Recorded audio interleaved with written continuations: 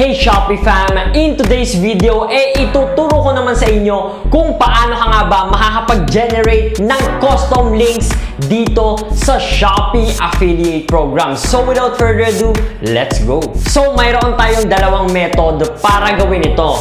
Method number 1. Punta ka sa Shopee app mo sa iyong smartphone, then find the product that you would like to promote. Then click mo lang yung share button sa may upper right portion ng screen mo, and then makikita mo na ngayon sa baba yung get link button. Pag binindot mo yon, makakopy mo na agad yung Shopee affiliate link mo, then pwede mo na itong i-paste sa social media platforms mo. Now for our method number 2, which is perfect ito sa mga naka-computer or sa mga naka-laptop. So tara! First is punta ka muna sa Shopee website, then i-browse mo lang ulit yung product na gusto mong i-promote. After nun, i-copy mo yung link ng product na yon, then punta ka naman dito sa site na ito, which is ipe-paste ko din ito sa comment section at sa description box. Kapag nakapunta ka na dyan sa site na yan, i-paste mo lang yung link mo, then i-click mo lang yung get link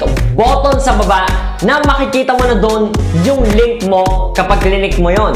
After that, pwede mo nang i-copy yung link and you can now start promoting products. At kapag may mga bumili na sa mga links na ginawa mo, syempre, mayroon ka dong commission.